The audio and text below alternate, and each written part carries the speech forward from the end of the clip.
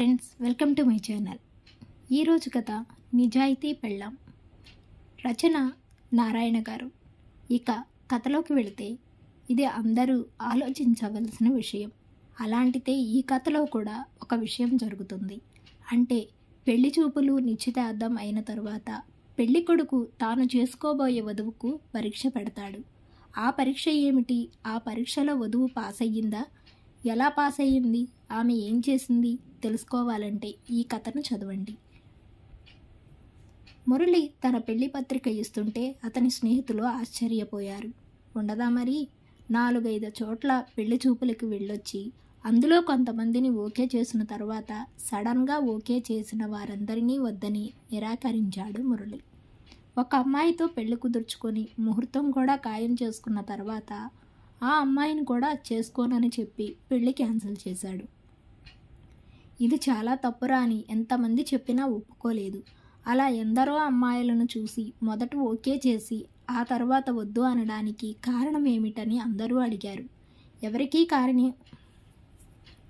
ఎవరికీ కారణం చెప్పని మురళి తన ప్రాణ స్నేహితుడు కిరణ్కి మాత్రం ఆ రోజు కారణం చెప్పాడు. పోయిన వారం పెళ్లి చూపులకు వెళ్ళానే, ఆ అమ్మాయి బాగుంది, నాకు అన్ని విధాలా నచ్చింది, అందుకే ఓకే చెప్పాను. తర్వాత ఒకరోజు వాళ్ళ ఆఫీస్కు వెళ్ళాను. నన్ను గుర్తుపట్టి పలకరింపుగా నవ్వింది, మాట్లాడాను. సినిమాకు వెళదాం రమ్మని అడిగాను. వెంటనే వస్తానని ఒప్పుకుంది. ఇంకేరా, నీ మాటకు గౌరవం ఇచ్చింది కదా, మరి అలాంటి అమ్మాయిని ఎందుకు వద్దన్నావు? ఎంత పెళ్లి చేసుకోబోతున్న వాడినైనా అలా పిలిచిన వెంటనే వచ్చే అమ్మాయి ఇంకొకడితో ఊరు తిరిగి ఉండదని ఏమిటి నమ్మకం? అందుకే ఆ అమ్మాయిని చేసుకోనని చెప్పాను. ఇంతకుముందు ఓకే చెప్పి తర్వాత వద్దన్నావే, వాళ్లను కూడా ఇలాంటి కారణాలేనా? ఇంచుమించు. రే, అయితే ఈ జన్మలో నీకు పెళ్లి కుదరదురా. అందరూ ఇలాంటి అమ్మాయిలే ఉంటారా ఏమిటి? నేను చెప్పింది అమ్మాయిల గురించి కాదు, నీ అనుమాన స్వభావం గురించి అంటాడు. ప్రాణ స్నేహితుడైన నువ్వు కూడా నన్ను శపిస్తున్నావా అంటూ స్నేహితుడు కిరణ్పై కోపగించుకుని వెళ్ళిపోయాడు మురళి.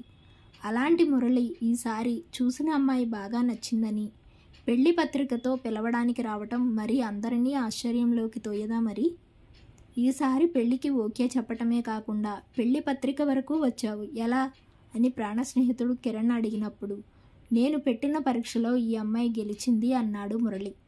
పెళ్లి జరిగింది. ఆ రోజు మురళికి ఫస్ట్ నైట్.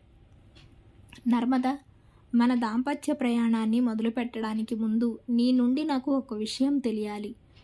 కోర్స్ అది నీ మంచి గుణం గురించేననుకో. పెళ్లికి ముందు నేను ఎంత బలవంతం చేసినా నాతో సినిమాకు రానంటే రానన్నావు.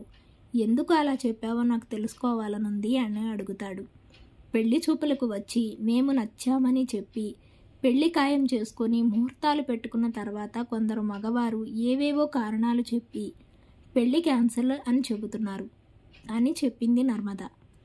నేను అడిగిందేమిటి, నువ్వు చెప్పేదేమిటి అన్నాడు మురళి. మీకు అర్థమయ్యేటట్టు చెబుతా వినండి. ఆ మధ్య నా స్నేహితురాలికి పెళ్లి నిశ్చయమైంది. ముహూర్తాలు కూడా పెట్టుకున్నారు. అనుకోకుండా ఒకరోజు ఆమెను పెళ్లి చేసుకోబోతున్న పెళ్లి కొడుకు ఆమెను సినిమాకు పిలిచాడు. రానని చెబితే ఎక్కడ కోపగించుకొని పెళ్లి క్యాన్సిల్ అంటాడేమోనని భయపడి అతనితో సినిమాకి వెళ్ళింది. దాన్ని తప్పుగా చెప్పి పెళ్లి ఆపేశాడు.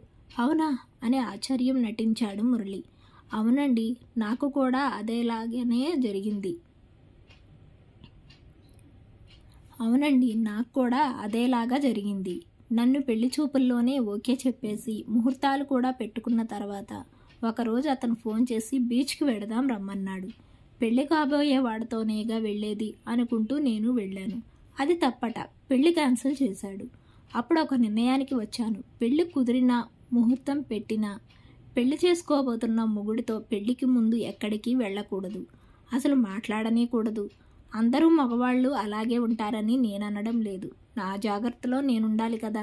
అందుకే ఆ రోజు మీరొచ్చి ఎంత బతిమలాడినా రానని చెప్పాను అని అన్నది నర్మద. మురళి ముఖం వాడిపోయింది. తన చేష్టలకు సిగ్గుపడ్డాడు. తప్పు తెలుసుకున్నాడు. ఫ్రెండ్స్, ఈ స్టోరీ మీకు ఎలా అనిపించిందో తప్పకుండా లైక్ చేసి కామెంట్ రూపంలో తెలియజేయండి. మరొక మంచి కథ కోసం ఛానల్ను తప్పకుండా సబ్స్క్రైబ్ చేయండి. Thanks for watching.